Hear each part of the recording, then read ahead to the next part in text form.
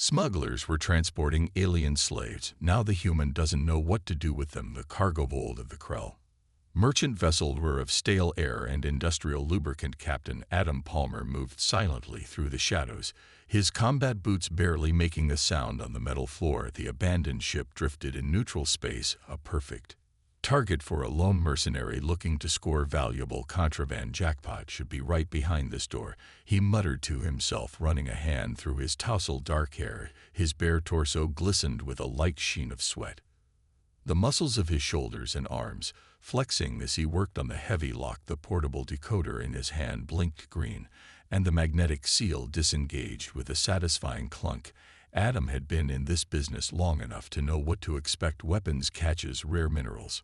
Maybe some black market tech. The Galactic Coalition paid well for information on smuggling operations, and he wasn't above taking a small cut for himself before reporting back. What he didn't expect was what waited on the other side of that door.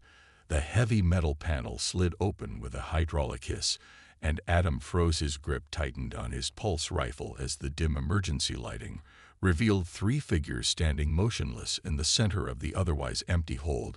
What the hell, he whispered, lowering his weapon slightly. Three women, no, not human women, stared back at him. Their skin was a deep, rich blue that seemed to absorb the meager light. Long, wavy black hair cascaded over their shoulders, framing faces that were hauntingly beautiful despite the cruel metallic muzzles clamped over their mouths. Their eyes glowed a brilliant gold, regarding him with an intensity that made the hair on the back of his neck stand up.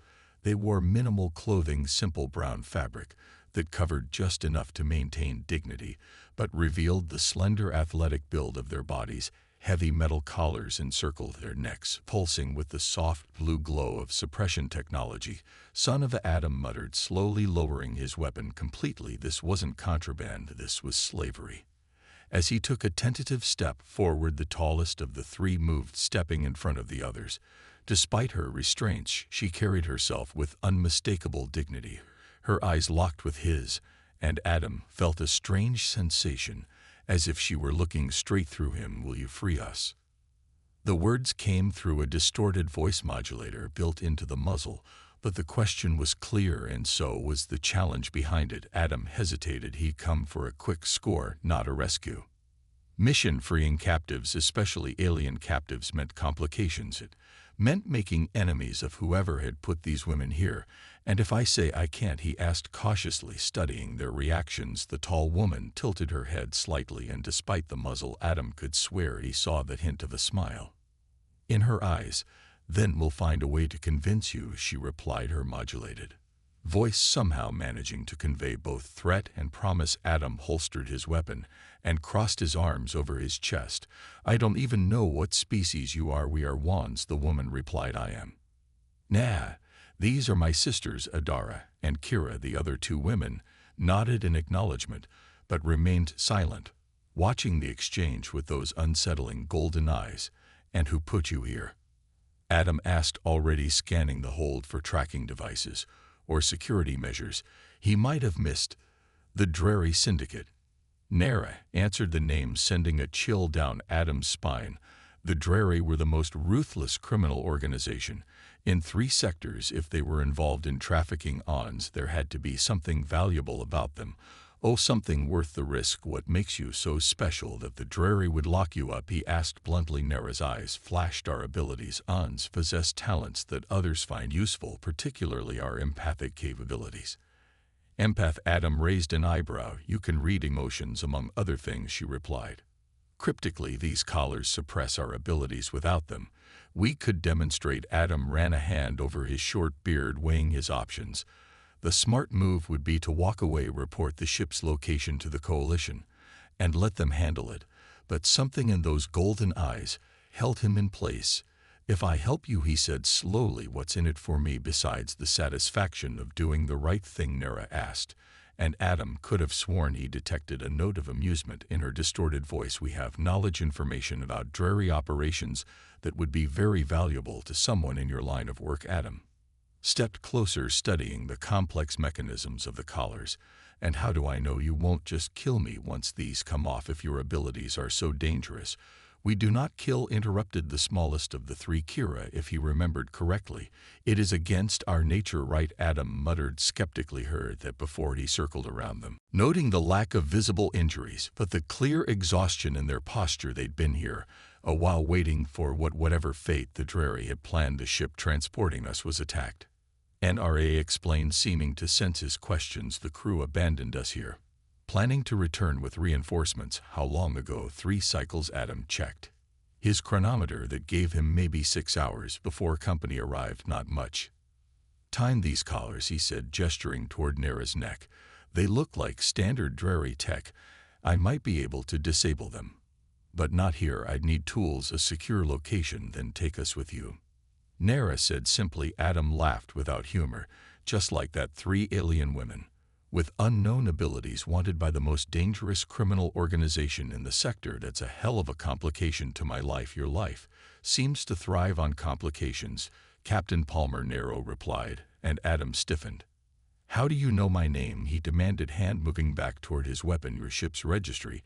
We saw it through the viewport when you docked," she explained smoothly. "Even with our ability suppressed, we are observant." Adam relaxed slightly but remained wary. "If I do this, and that's a big if, we play by my rules. You do exactly what I say when I say it. One wrong move, and I'll drop you at the nearest coalition outpost." "Understood." The 3 women exchanged glances, some unspoken communication passing between them before Nera nodded. "Understood, Captain." Adam sighed heavily, already regretting his decision-laden move. "We don't have much time." He led them through the abandoned corridors of the merchant vessel, constantly scanning for threats. The women moved with surprising grace despite their restraints, following him in silence. At the airlock connecting to his ship, Adam paused. "My vessel's small, designed for 1, maybe 2 people. It's going to be cramped." "We have endured worse," Nera assured him. Adam punched in the access code, and the airlock cycled open. "Welcome to the Emis," he said as they entered the compact but well-maintained ship. "It's not much, but it's home." The women looked around with obvious curiosity at the human technology, so different from the Drari designs they'd been surrounded by. "Strap in," Adam ordered, gesturing to the passenger seats behind the pilot's chair. "We're getting out of here before company arrives." As the women secured themselves, Adam slid into the pilot's seat and began the launch sequence, the art of hum to life around them.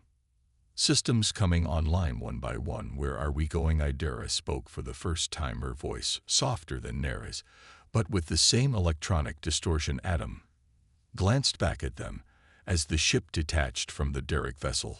"Somewhere the Drari won't look for you. A little outpost on the edge of coalition space, where I know someone who might be able to help with those collars." The Artemis accelerated away from the abandoned merchant ship, disappearing into the vast darkness of space. And then what?" Nera asked, her golden eyes fixed on the back of his head. Adam set the coordinates for the jump to hyperspace, his jaw tightening. "Then we figure out what the hell I'm going to do with you." The Emis cruised through hyperspace, its compact FR humming with the steady rhythm of the drive core. Adam sat at the navigation console, fingers dancing across the holographic display as he plotted their course to outpost Helios. Behind him, the 3 Oran women remained strapped into their seats, their golden eyes watching his every move. "We'll reach Helios in about 12 hours, Adam announced, swiveling his chair to face them. "There's a man there," Garrett said quickly. "Just a course correction." Kira moved closer, her golden eyes studying him intently. "Your aura has changed, human. It's brighter now." "My what?" Adam asked, bewildered. "She means your emotional signature," Nera explained. "Even with our abilities suppressed, we can sense strong changes." Adam ran a hand through his hair, uncomfortable with the scrutiny. "Look, we need to focus. The Drari have put a bounty on you 3, which means we're going to have company sooner rather than later. I'm changing our course to Series 4. The 3 women exchanged glances, some silent communication passing between them. "There is something you should know," Idara said finally. "The collars are weakening." Adam stared at her. "What do you mean weakening?" "They require regular maintenance," Kira explained. "The Drari would recalibrate them every few cycles. It has been longer than that now." "And what happens when they fail completely?" Adam asked, though he suspected he already knew the answer. "Our abilities will return," Nera said. "Not all at once, but gradually already we can sense more than we could when you found us, Adam. Paced the small cabin processing this new information. How long a day, perhaps? 2 Adar estimated less. If the collars are damaged, great Adam muttered. So not only do we have bounty hunters on our tail, but I'm about to have 3 fully powered empaths on my ship who could potentially manipulate my emotions. We would not do that, Nera said firmly. Not without consent. Forgive me if I'm not completely reassured, Adam replied dry. Kira stepped forward, her movements fluid and graceful. Perhaps a demonstration would help ease your mind before Adam could protest. She reached out and placed her hand on his arm. Unlike the overwhelming flood of emotion he'd experienced with Nera, this touch brought a gentle wave of calm washing over him, not erasing his concerns, but softening their edges. This is the extent of what we can do without consent, Kira explained, removing her hand. Suggest not control. The feeling is your own, merely enhanced. Adam took a deep breath, surprised to find his heart rate had slowed. That's actually not as invasive as I expected. We value free will as much as humans do, Adar added. Perhaps more so as we understand better what it means to lose it. The sincerity in her voice was unmistakable, and Adam felt some of his suspicion ebbing away. These women had been captives, their abilities suppressed, and their freedom taken. They understood the value of choice. All right, he said finally, but I want to know immediately. If those collars start to fail completely, no surprises, agreed Nera said with a nod. The ship's proximity alert suddenly blared, cutting through the moment of understanding. Adam lunged for the console, pulling up the sensor readings. Damn it, he swore, looking at the display. We've got company. Jakari scout ship coming in fast. They found us already, Adara asked, alarm clear in her voice. They must have tracked the merchant vessel, Adam said, his hands flying over the controls as he diverted power to the engines. Everyone strap in, this is going to get rough. The 3 women quickly secured themselves in the passenger seats as Adam pushed the Artemis to its limits, accelerating away from the approaching scout ship. Can we outrun them, Nera asked, her voice steady despite the danger. Adam grimaced. Not for long. The Artemis is fast, but dreary scouts are built for pursuit. He banked the ship sharply, heading toward a nearby asteroid field. The maneuver sent them all pressing against their restraints. What are you doing? Kira asked, eyes wide, as the field of tumbling rocks loomed ahead. Something stupid, K. Adam replied, a reckless grin spreading across his face. But it might just work. As the Emus plunged into the asteroid field, Adam's hands moved with practiced precision, guiding the ship through the deadly maze. Behind them, the dreary scout followed, its larger frame making navigation more difficult. Hold on, Adam shouted as he executed a tight spiral between 2 massive asteroids, scraping the ship's hull against one of them. The impact sent a shudder through the vessel, and warning lights flashed across the console. But when Adam checked the sensors, he saw the dreary ship had suffered worse, clipping the same asteroid and spinning out of control. We lost them, he announced, not slowing their pace as they continued through the field temporarily. At least that was impressive, Nera said, and Adam could hear genuine admiration in her voice. Just another day in the life of a smuggler, he replied with a wink, though his heart was still pounding from the adrenaline. As they emerged from the asteroid field, Adam set a new course, making sure to mask their ion trail. We'll take the long way to Series 4. It'll add a few hours to our journey, but it should throw off any pursuers. He unstrapped himself and moved to check the damage to the ship's hull. A diagnostic scan showed minor structural damage, but nothing critical. We got lucky, he muttered, more to himself than to the women. Luck had little to do with it. Nera observed, your skill as a pilot is exceptional. Adam glanced at her, surprised by the compliment. Thanks, comes with practice and natural talent, Idara added. Few could navigate such a field with such precision. Adam felt a warmth spreading through his chest at their words, a simple pride in his abilities that he rarely acknowledged. Well, we're not out of danger yet. The dreary don't give up easily, especially not with a bounty that size. Why are we so valuable to them? Kira asked, her voice tinged with bitterness. Surely there are other empaths in the galaxy. None like RN, Na replied before Adam could speak. Our abilities are unique in their subtlety and power, and the dreary love their advantage, Adam added, returning to the pilot's seat. From what I've heard, they've been expanding their operations into coalition space. Having empaths who can detect lies and influence emotions would be invaluable for their negotiations. We are not tools, Adara said firmly, a flash of anger in her golden eyes. No, Adam agreed, meeting her gaze. You're not, and I'm going to make sure the Jakari never get their hands on you again. The conviction in his voice surprised even him. What had started as a simple rescue was becoming something more, a commitment. He hadn't planned on making. Nera studied him with those penetrating golden eyes. You are an unusual human. Adam Palmer, how so? He asked curiously. Despite himself, most would have left us or turned us in for the bounty, she explained, yet you risk your life for strangers. Adam shrugged, uncomfortable with the observation. Like I said, some lines you don't cross. There is more to it than that, Nera insisted gently. We may be restrained, but we can still sense the core of who you are. There is honor, their compassion. Don't go making me out to be some kind of hero, Adam. Though her words stirred something in him. I'm just a guy trying to do the right thing. Sometimes that is the definition of a hero, Kira said softly. Adam cleared his throat, changing the subject. You should all get some more rest. We've still got a long journey ahead, and I need to monitor our course. The women seemed to sense his discomfort with their praise, and nodded in understanding as they moved back toward the sleeping compartment. Nera paused beside him. When these collars come off, she said quietly, we will show you our gratitude in ways your human mind cannot yet comprehend. There was a promise in her words that sent a shiver down Adam's spine, not of fear, but anticipation, as she joined her sisters in the small room. Adam found himself wondering exactly what form that gratitude might take. He turned back to the controls, trying to focus on the task at hand, but his thoughts kept drifting to the three blue-skinned women and the strange connection he felt when touching Nera.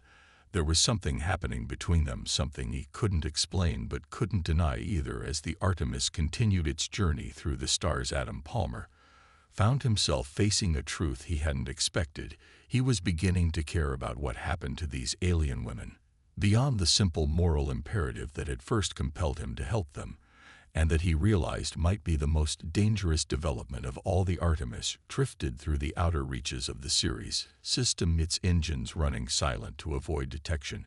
Adam had pushed the ship hard after their encounter with the Jari scout, and now they needed time for minor repairs before making the final approach to Ceres 4. Adam wiped sweat from his brow as he finished sealing a damaged coolant line. The engine compartment was cramped and hot, forcing him to work shirtless as he repaired the damage from their asteroid field escape.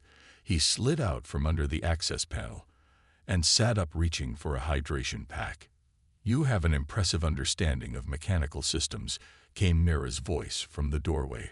Adam looked up to find her watching him, her golden eyes taking in his bare torso with undisguised interest. In the 20 hours since their escape, he'd noticed the ones becoming more expressive, their personalities emerging as the suppression collars continued to weaken. Comes with the territory, he replied, taking a long drink. When you live alone in space, you either learn to fix things yourself or you die. Nera moved into the small compartment with fluid grace, kneeling beside him to examine his work. Your species has remarkable adaptability. It's admirable. Adam felt a now familiar warmth at her proximity, not just physical attraction, but something deeper, like an emotional resonance between them that grew stronger each time they were near each other. How are the collars? He asked, noticing a subtle change in the glow emanating from the device around her neck. Nera's fingers traced the metal band, weakening more rapidly. Now the damage sustained during our escape seems to have accelerated the degradation and your abilities returning, she said, simply, in ways that are intense. There was something in her tone that made Adam's pulse quick and intense. How? Nera hesitated, then slowly extended her hand. May I show you? Adam eyed her outstretched fingers with a mixture of caution and curiosity. Their previous contacts had been accidental or brief. This would be deliberate. What will I feel? He asked me, she answered softly. And yourself reflected through me. Nothing forced, nothing false.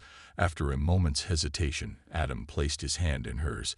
The connection was immediate, a rush of sensation that made him inhale sharply. Unlike before, this wasn't just a vague emotional echo. He could feel Nera's curiosity about him, her gratitude for his help, and something more primal, a desire that mirrored his own growing attraction to her.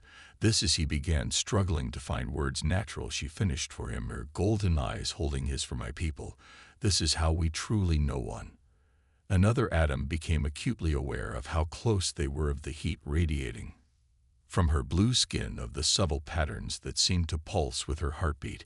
He found himself wondering what those patterns would feel like under his fingertips, what her lips might taste like without the muzzle, as if reading his thoughts.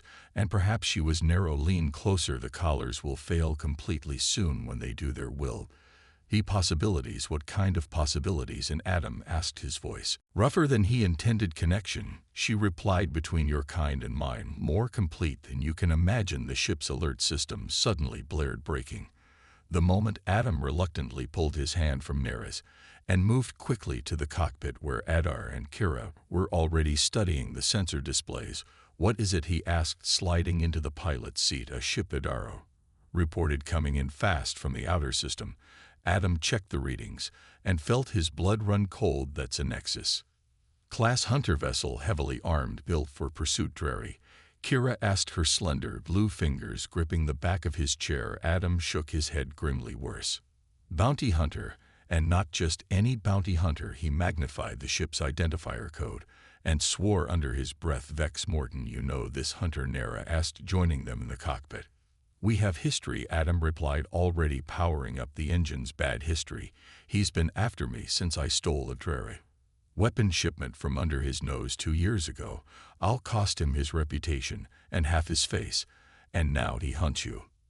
Adara observed. Now he hunts you, Adam corrected. The bounty on you 3 is probably just a bonus for him. The real prize is getting to kill me. He engaged the thrusters, pushing the Artemis toward Series 4 at maximum speed. Change of plans.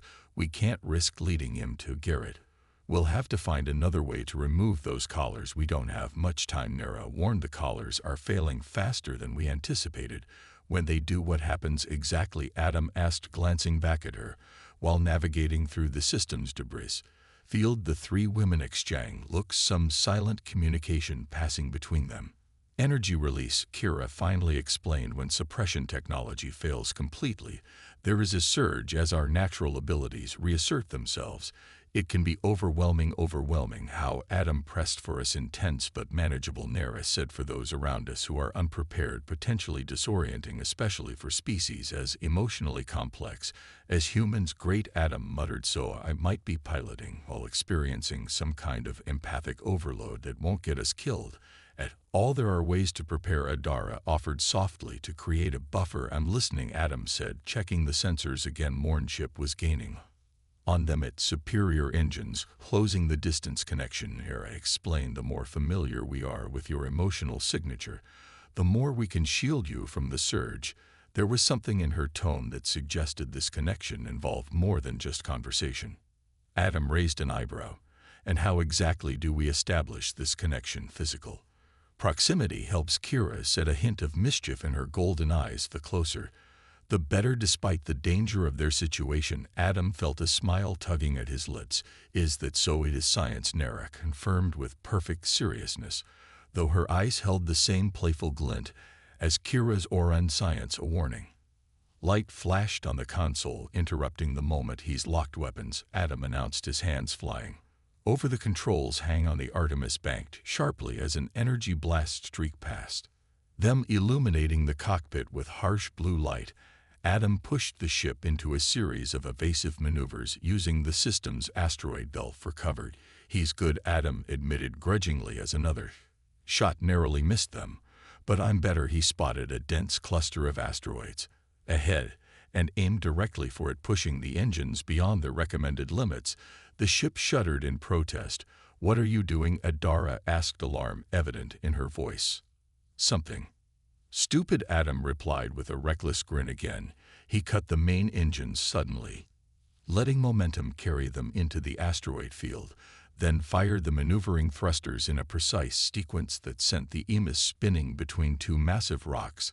The moment they were through, he reactivated the main drive and accelerated away at a perpendicular angle behind them. Morn's larger ship couldn't execute the same Maneuver. The bounty hunter was forced to go around the asteroid cluster, buying them precious minutes that won't hold him for long. Adam said, already plotting a new course. We need somewhere to hide, make repairs, and figure out what to do about those collars there. Kira pointed to a spot on the navigation display.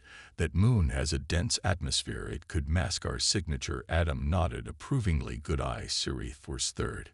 Moon Lyra mining outposts, mostly abandoned now.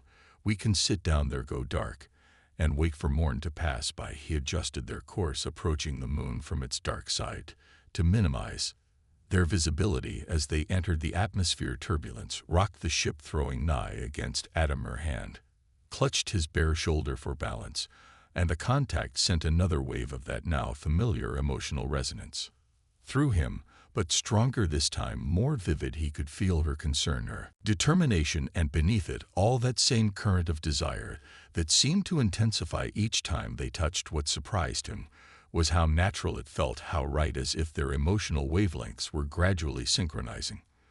The ship broke the moon through the cloud layer, revealing a rugged landscape of abandoned mining facilities and rocky outcroppings. Adam guided them toward a deep canyon where the ship would be hidden from orbital scans. There, he said, pointing to a cave-like opening in the canyon wall. Old maintenance bay, perfect place to hide. He carefully maneuvered the Artemis into the artificial cave, powering down all non-essential systems.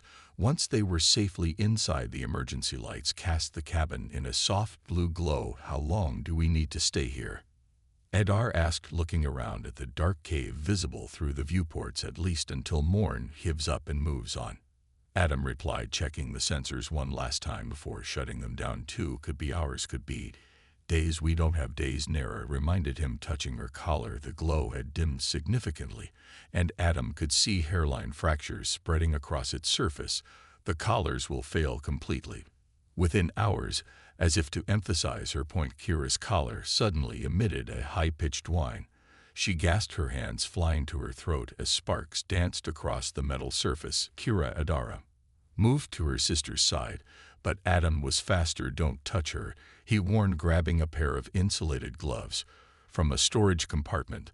The discharge could jump to you. He approached Kira, carefully watching as she sank to her knees, her golden eyes wide with a mixture of pain and something else, a kind of ecstasy, as her suppressed abilities began to break free hold. Still, he instructed, using the gloves to examine the collar. The fractures were spreading rapidly, the suppression field visibly failing as blue energy crackled around the seams. It's going to blow, he realized. We need to get it off her now. How? Nara demanded, hovering nearby.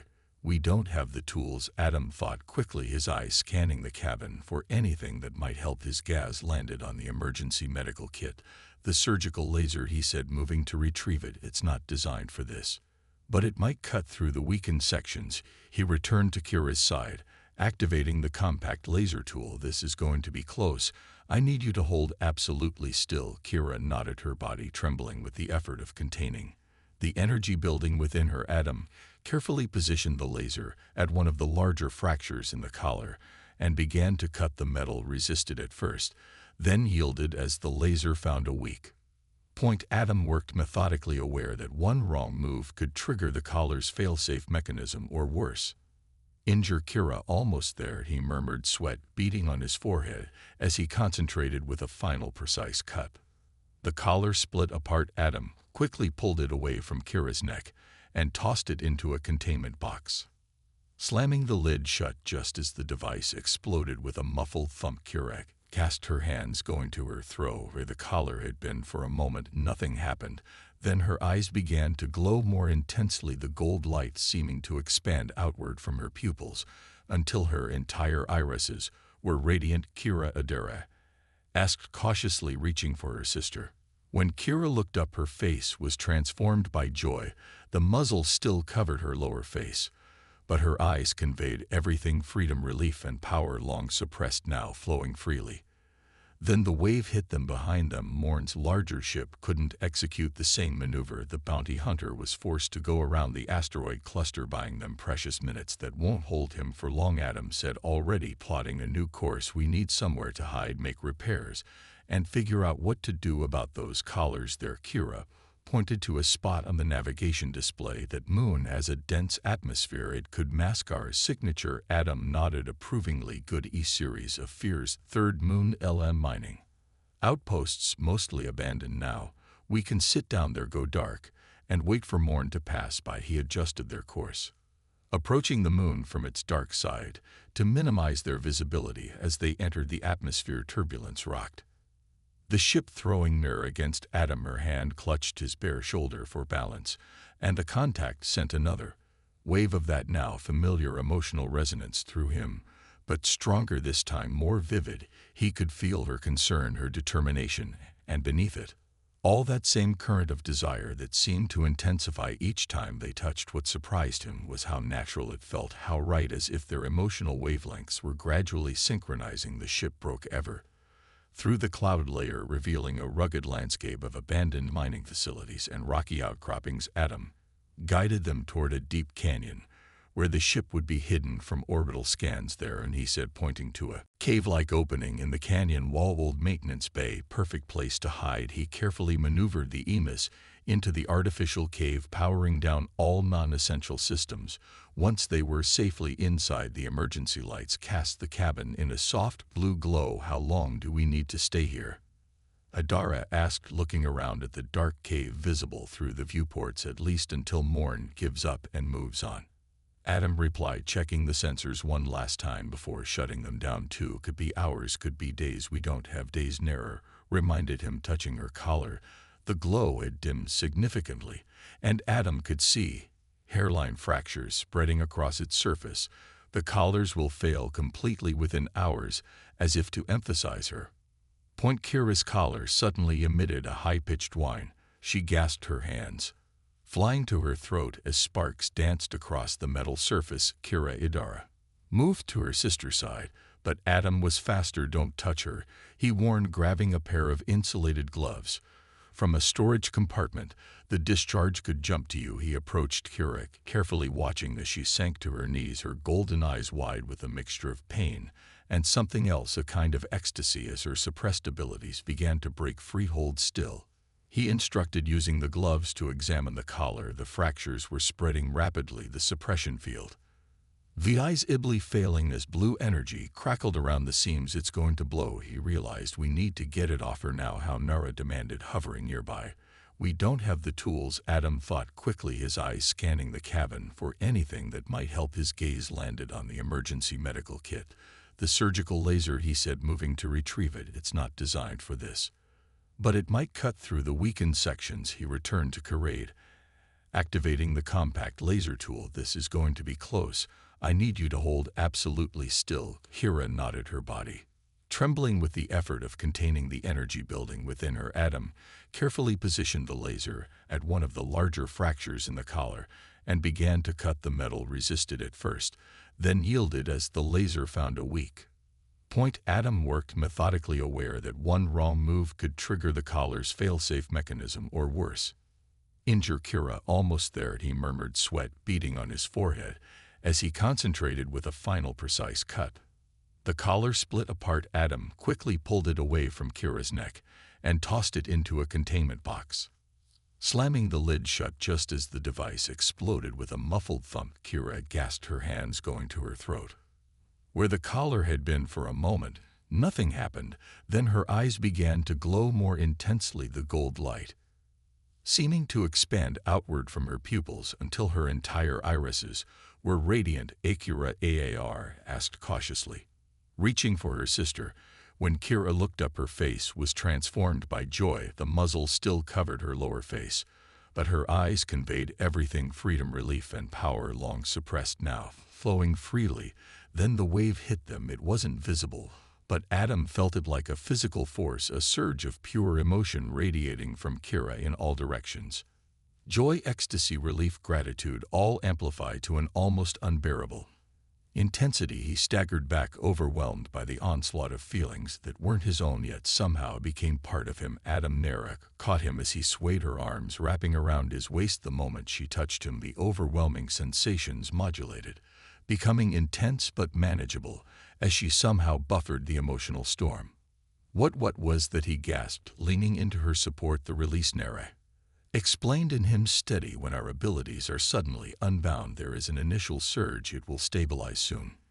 Kira was on her feet now, her movements fluid and graceful, in a way they hadn't been before she approached Adam, her golden eyes still glowing with that internal light. "Thank you," she said through the muzzle voice modulator.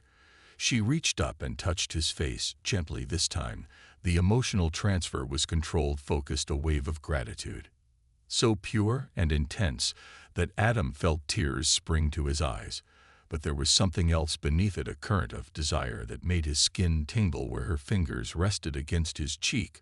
"We need to remove her." Muzzle to Adara reminded them, breaking the moment. Adam nodded, trying to regain his composure.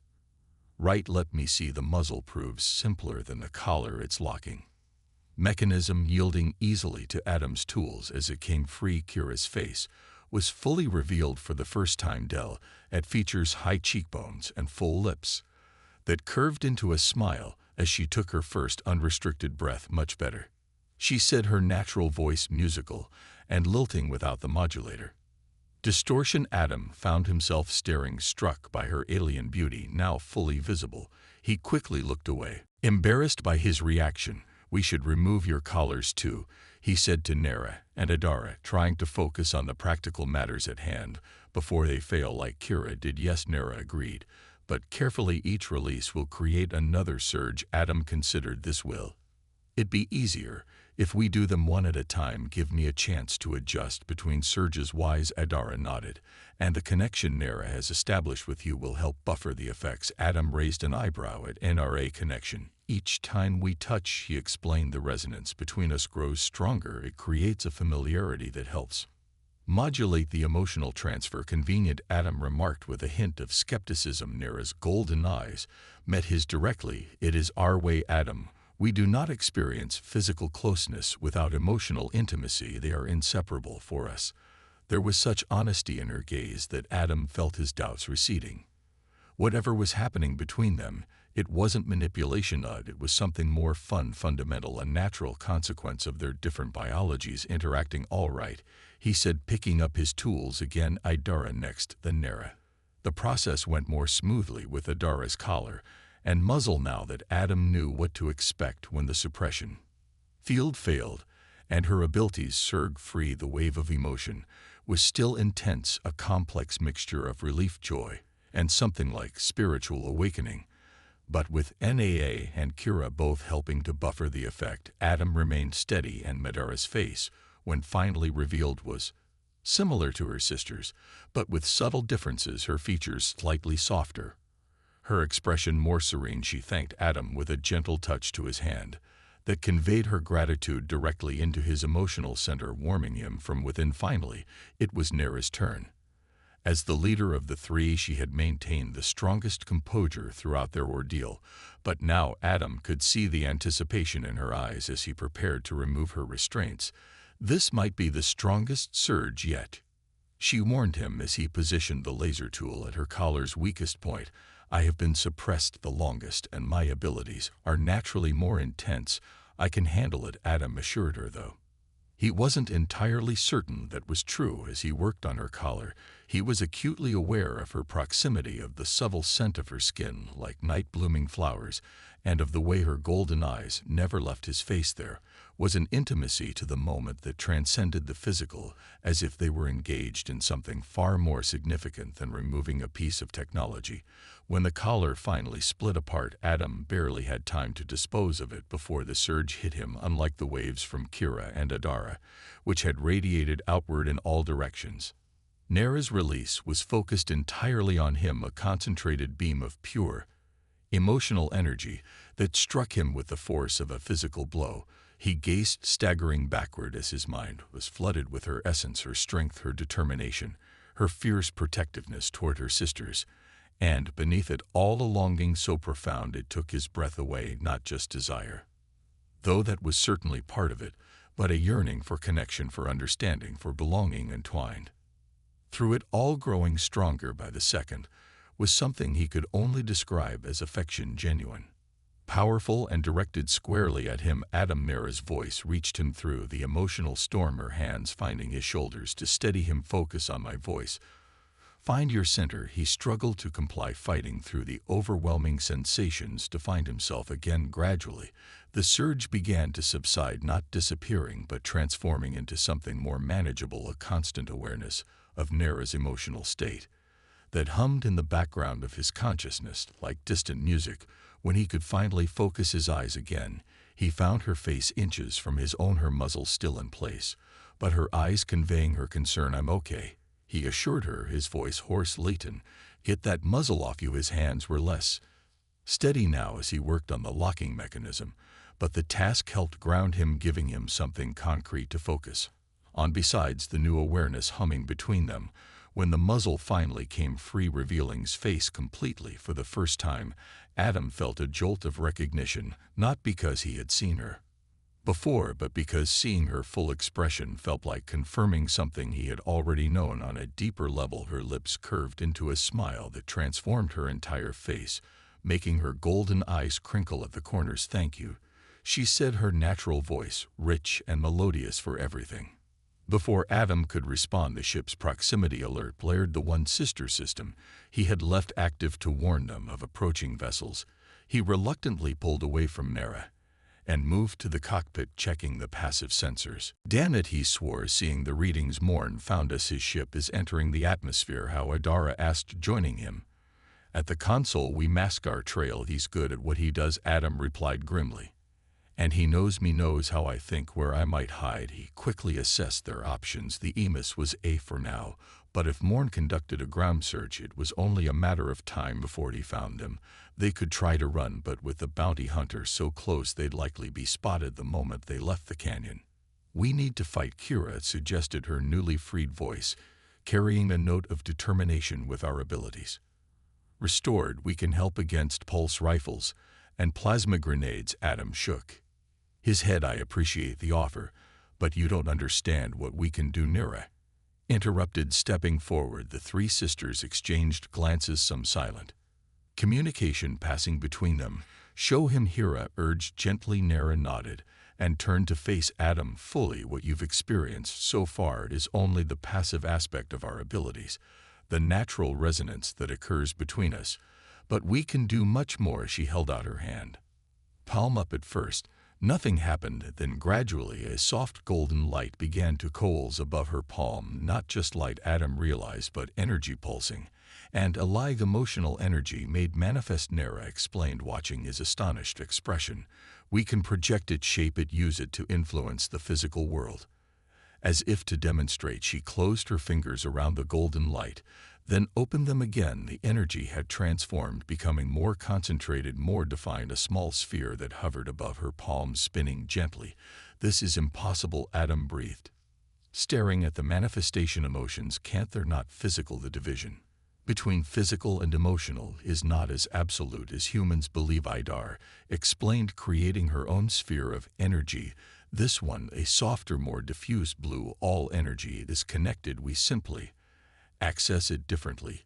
Kira joined them, her manifestation of vibrant pulsing green. "Together, we can create effects that would seem like magic to most species." Adam watched in amazement as the three spheres of energy moved together, merging into a single swirling vortex of golden, blue, and green light that illuminated the entire cabin.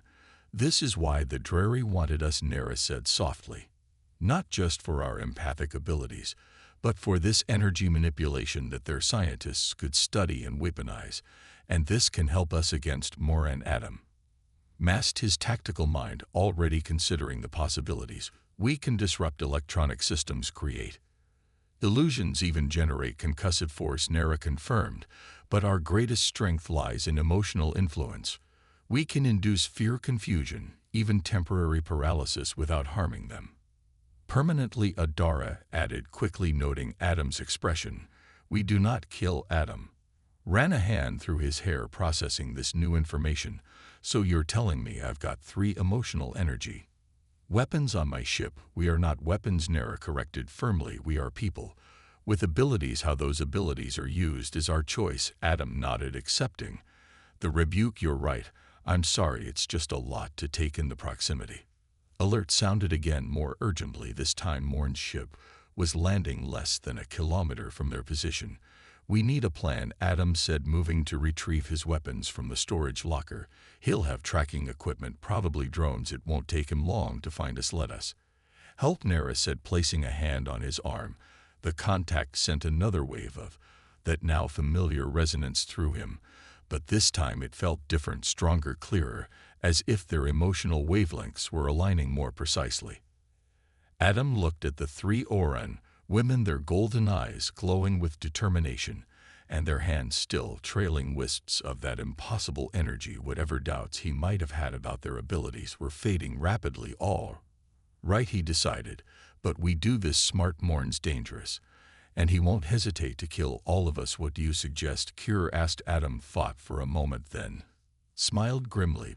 "We set a trap. Use your abilities to make him think he's found us, then hit him when he's vulnerable." "Deception." Nara nodded approvingly.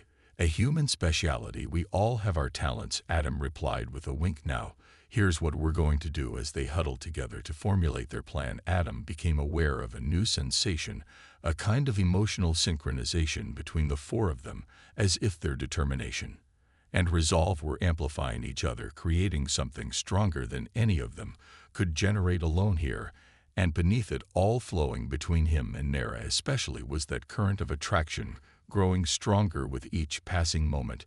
He caught her eye as they discussed the details of their trap, and the look that passed between them held a promise of conversations yet to come, conversations that would have nothing to do with bounty hunters or inter-escape plans for now, though survival took priority. Morton was coming, and they needed to be ready. The cave echoed with the distant whine of approaching engines. More than one ship now. Adam peered through a narrow gap in the maintenance bay doors, his pulse quickening at the sight of a drawer assault vessel landing beside Morn's Sleer huntercraft. This just got complicated when he muted, turning back to the wands. "We've got company Drari strike team, at least 6 operatives. They must have tracked Moridara," suggested, her hands already glowing with soft blue energy, hoping he would lead them to us. "And he did," Adam confirmed grimly. "Now we're caught between a bounty hunter with a personal vendetta and a Drari squad that wants to turn you into weapons." Nara moved to his side, her golden eyes scanning the rocky terrain outside. "Perhaps we can use this to our advantage."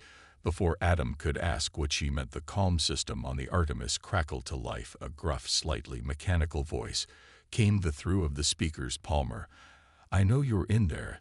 This is Morn. We need to talk." Adam exchanged surprised glances with the ones before cautiously activating the response channel. "Kind of busy right now, Vex. Maybe we could reschedule your revenge for next week." "Cut the crap," Morton growled. "You see that Drari assault ship in about 3 minutes. They're going to start combing this canyon, and neither of us wants that." "I'm proposing a temporary truce." Adam raised an eyebrow. "A truce? Last time I saw you, you swore to mount my head on your wall." "Still planning on it," Morton replied, "but right now we've got bigger problems. The Drari have deployed neural scramblers. They're not looking to capture those Assyrians alive anymore. They're going to extract their brain tissue for study. Even I draw the line somewhere." Adam looked at Nara, who nodded slightly. "He's telling the truth," she confirmed. "I can sense his emotions even from here. He's disgusted by the Jar's intentions." "All right, Vex," Adam decided. "Temporary truce. But you come alone, unarmed." "Not a chance," Moore scoffed. "I'll keep my sidearm. You can keep yours." Mutually assured destruction. "Fine," Adam agreed. "You've got 2 minutes to get to the maintenance bay door before I change my mind." He cut the communication and turned to the wands. "This could be a trap." "It isn't," Nara assured him, "but he is desperate. The Drari want him dead almost as much as they want us." "Can you 3 mask your energy signatures?" Adam asked. "If the Drari have detection equipment." Kira hid her hands, making a fluid gesture that seemed to draw the glowing energy back into her body. "We can contain our emanations, but it limits our abilities." "Do it," Adam instructed, "at least until we figure out what Moran wants." The 3 Aarons concentrated, and the ambient glow that had surrounded them since their collars were removed dimmed significantly. Adam felt the emotional resonance there between them fade to a whisper still present, but muted. A series of sharp knocks on the maintenance bay door announced Morton's arrival. Adam checked the external camera, confirming the bounty hunter was alone, then partially opened the heavy door. Vex Morn was a formidable figure, tall, broad-shouldered, with the left side of his face replaced by cybernetic implants that glowed with a cold blue light. His remaining organic eye narrowed as he took in Adam and the three blue-skinned women behind him. "So it's true," Morton said, stepping inside as Adam sealed the door behind him. "You've got all three of them. Do you have any idea what you've stumbled into, Palmer?" "Enlighten me," Adam replied, keeping his hand near his blaster. Morn's cybernetic eye whirred as it focused on the ones. The Jakari didn't just want them for their empathic abilities. They'd discovered that as one neural tissue contains compounds that can enhance cybernetic integration, they're planning to harvest them to create a new generation of enhanced soldiers. "That's barbaric," Adara said, her voice tight with controlled anger. "That's business," Morn corrected. "And it's why every bounty hunter and Jakari operative in 3 sectors is looking for you. The price on your heads just tripled." "Why tell us this?" Adam asked suspiciously. "Why not just collect the bounty yourself?" Morn's organic eye fixed on him. "Because the Jakari double-crossed me. I delivered 2 other ones to them last month, told they'd be used as negotiators. When I found out what really happened to them." He trailed off, his cybernetic fist clenching. "Let's just say I've developed a conscience in my old age." "How touching," Adam said dryly. "So, what's your proposal?" "We work together to get off this rock." Morton explained. "My ship's faster than yours, but yours has better stealth capabilities. We combine resources, slip past the Jakari, and head for Coalition space." "And then what?" Nara asked, stepping forward. "You expect us to trust that you won't betray us the moment we clear?" Morn regarded her with his mismatched eyes. "I want sanctuary. With the Coalition, they've been after information on dreary operations for years. I've got enough to buy myself a new identity, a fresh start. You're my ticket." And Adam exchanged glances with Nara, feeling a subtle pulse of her thoughts through their connection. Despite her dampened abilities, she was wary but sensed no immediate deception. "We need to move quickly." Morn pressed the dreary, "Our lowing search drones. We've got maybe 20 minutes before they find us." "If we do this," Adam said slowly, "we do it my way. The Aswins stay on the Artemis. With me, you follow in your ship. Any deviation, and I'll blow you out of the sky myself." Morn's mouth twisted in what might have been a smile. "Still don't trust me, Palmer?" "Smart man." A distant explosion rocked the canyon, sending dust raining from the ceiling of the maintenance bay. "They're starting their sweep." "More than morning wear decision time." Adam looked at Nara, who gave a subtle nod. "All right," he decided, "we go together. But first we need a distraction." "Already handled," Morn said, pulling a small detonator from his pocket. "I left a few surprises near their landing site. Should buy us enough time to get airborne." Adam had to admire the bounty hunter thoroughness. "On my mark." Then Nara WIA, Kira, get to the ship and prepare for immediate launch. As the errands moved to LLY, Nra paused beside Adam, her hand brushing his arm. Even with her abilities dampened, he felt the warm pulse of her concern in something deeper, more intimate. "Be careful," she murmured. "I sense conflict in him. He may yet betray us." "I know," Adam replied softly, "but right now he's our best option." Nara's golden eyes held his for a moment longer, conveying without words what was growing between them. Then she joined her sisters aboard the Artemis, touching Morn. Observed dry. "You always did have a weakness for exotic women, Palmer, and you always had a weakness for running your mouth," Adam retorted. "Let's move." Morton activated the detonator, and a series of explosions echoed through the canyon. Alarms blared from the dreary ship as his crew scrambled to respond to the unexpected attack. "Now," Adam ordered, opening the maintenance bay doors fully. He sprinted for the Artemis, while Morn headed for his own vessel. The Artemis engines were already humming with power. When Adam reached the cockpit, Nara sat in the co-pilot's seat, her hands moving confidently over the controls. "You know how to fly?" he asked, surprised. "I've been watching you," she replied with a small smile. "Oran, learn quickly." Adam grinned as he took the pilot's seat. Full power to thrusters. "We're going to need a vertical climb to clear the canyon walls." The ship lifted off smoothly, dust swirling beneath it, as the landing gear retracted beside them. Morn's hunter craft rose in parallel, its more powerful engines glowing hot, dreary forces responding. Adara reported from the sensor station, 2 pursuit craft launching right on schedule. Adam muttered, pushing the Emis into a steep climb. Morn "We're heading for the stratosphere. Stay on my wing until we clear the atmosphere." Copy that, came the bounty hunter's gruff reply. "I'll take point. Once we hit space, I know a jump route that should get us to Coalition territory." Within 6 hours, the EMIS shuddered as it punched through the dense cloud layer. Atmospheric friction, creating a momentary light show across the viewports behind them. Energy weapons. Fire from the dreary ships lit up the clouds they're gaining. Kira warned, her hands glowing green as she channeled her energy to strengthen the ship's rear shields. "Almost clear," Adam assured her, pushing the engines beyond their safety limits. The ship protested with alarming vibrations, but held together as they broke free of the moon's gravity. Well, space opened up before them, vast, and Starfleet Moran's ship accelerated ahead, leading the way toward a distant nebula that would provide cover for their jump to hyperspace. "The dreary ships are falling back," Adar reported with relief. "They're not designed for deep space," pursued Adam, allowed himself a moment to breathe, setting the ship on autopilot to follow Morn's vessel. He turned to find Nara watching him, her golden eyes reflecting the starlight from the viewport. "You were magnificent," she said softly. "Just doing what I do best," he replied, with a casual shrug that bide the warmth spreading through him at her praise. "Getting into trouble and then out of it again.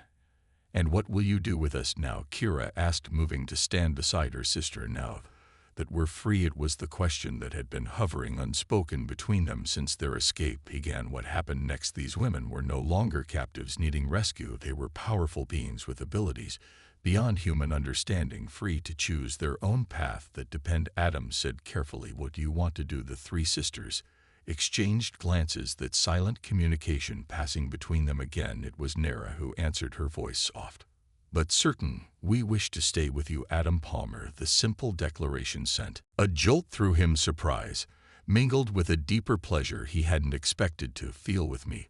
"Why?" he asked, genuinely puzzled. "You're free now. You could go anywhere, do anything, because you showed us kindness when you could have abandoned us," Idor explained.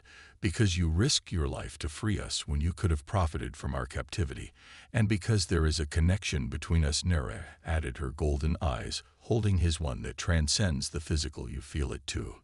Adam couldn't deny it. Since the moment their emotional wavelengths had first resonated together, something had been building between them, something he'd never experienced with another being, human or alien. "Among our people," Kira said softly, "such connections are sacred. When souls resonate as ours do, it is considered a blessing from the universe itself." "In human terms," Nara continued, moving closer to him, "we have begun to form a bond that your kind might call love, different in its nature perhaps, but no less real love." Adam repeated the word, feeling strange on his tongue.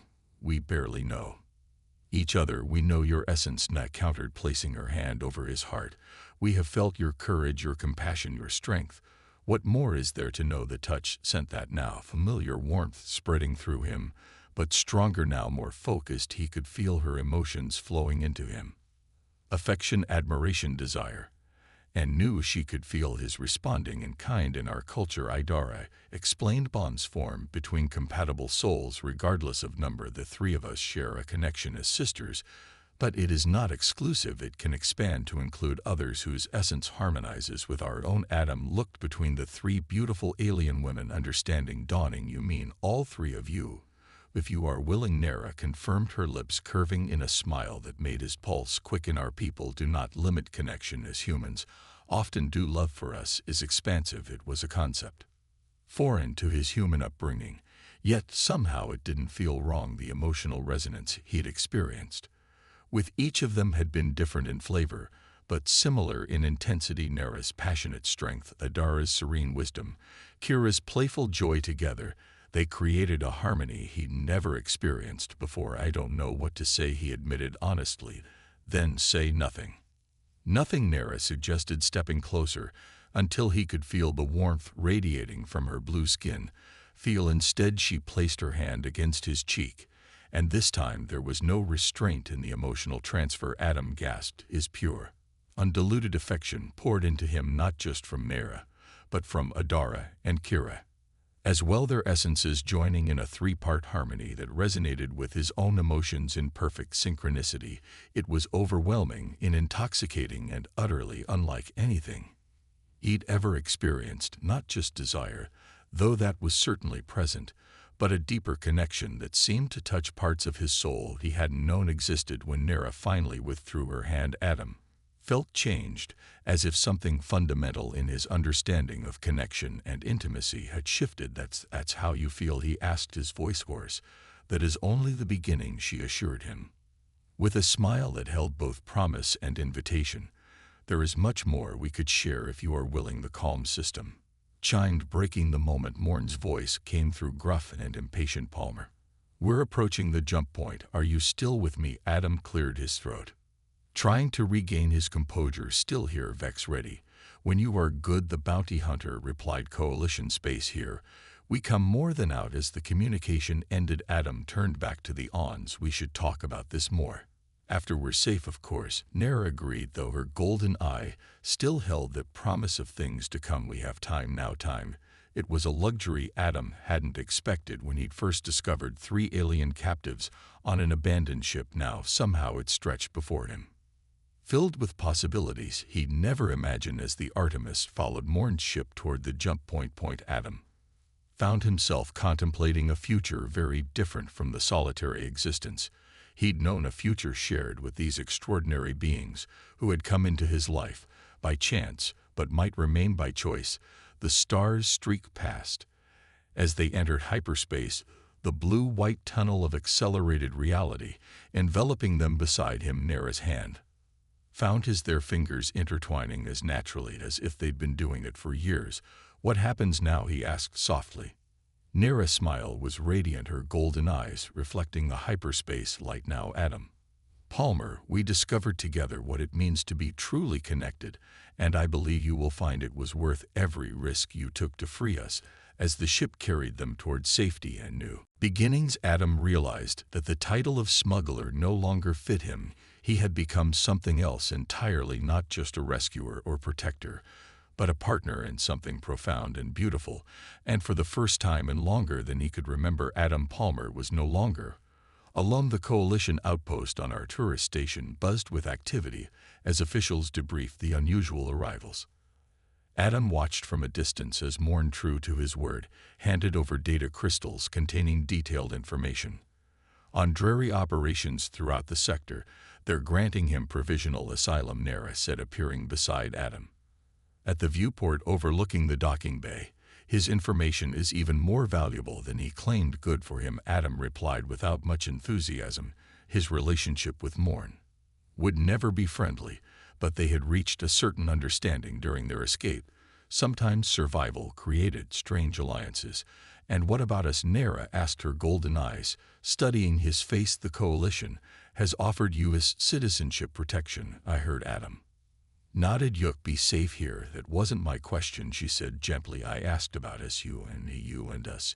In the 2 days since their arrival, Adam had been given quarters separate from the ones, while the Coalition verified their stories and assessed the situation. The distance had given him time to think about what had happened between them and what might yet happen. I've been thinking about that, he admitted, turning to face her fully. About what you showed me, what I felt when we connected. And Nera prompted a hint of vulnerability in her expressions that never seen before.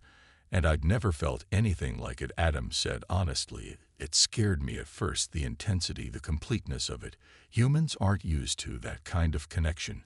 But she sensed there was more.